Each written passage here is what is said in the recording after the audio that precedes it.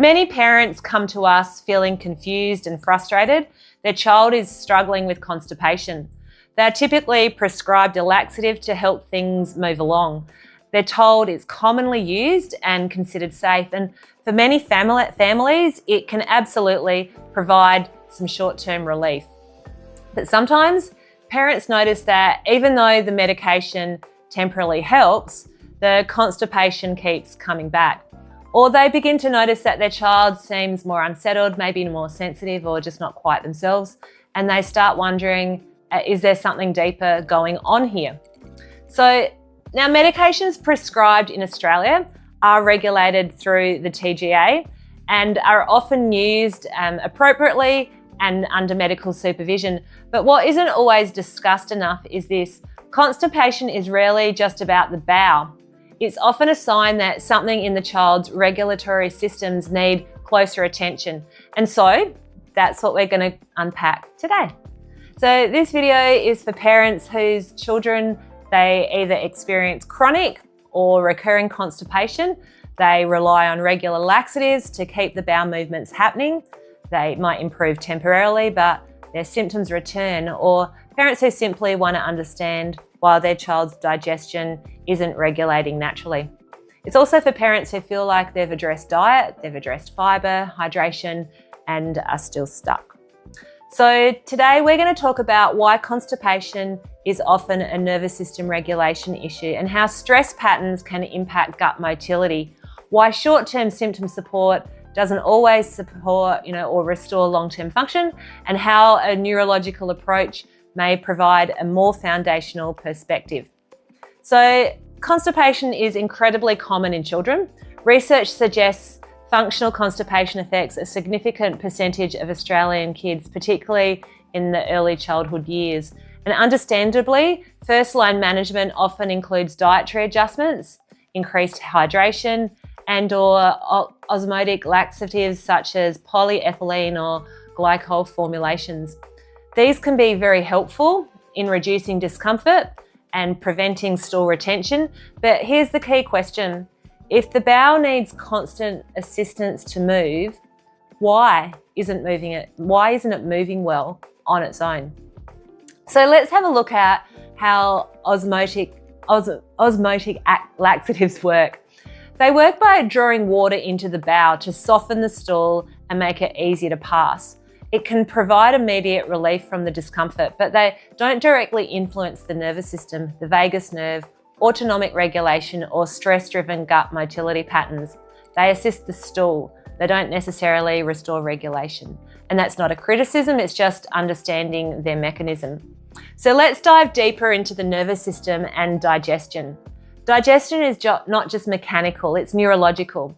The autonomic nervous system controls gut motility, something called peristalsis. Peristalsis is the gentle wave-like squeezing that moves food and poo through the gut, kind of like a slow ocean wave rolling along, and then enzyme secretion and blood flow to the digestive tract.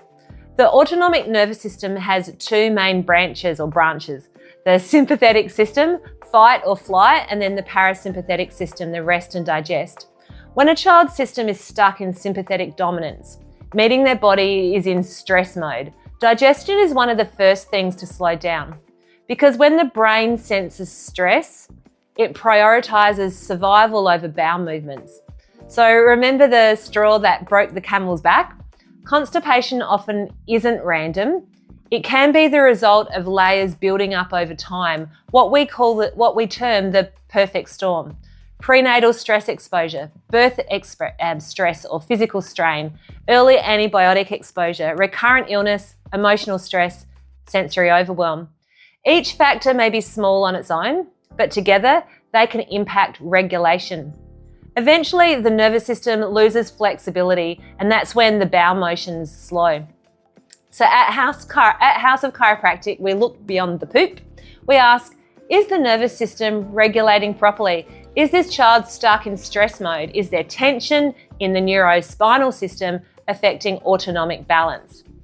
Using Insight neurological scans, we assess the autonomic balance using our NeuroPulse scanner, surface EMG, looking at then the neuromuscular tension patterns too, and then our thermal scans for autonomic stress indicators.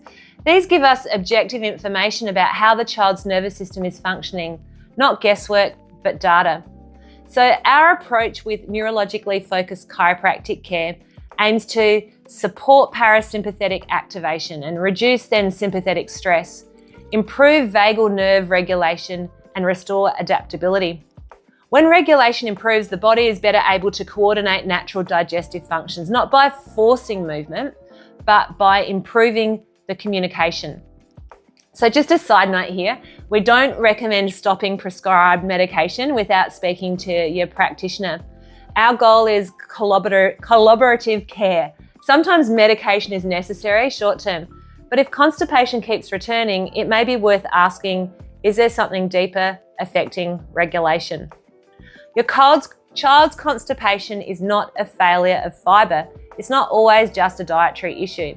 It may be a regulatory one. And when we support the foundation, the nervous system, everything built on top of this then has a better chance to function well.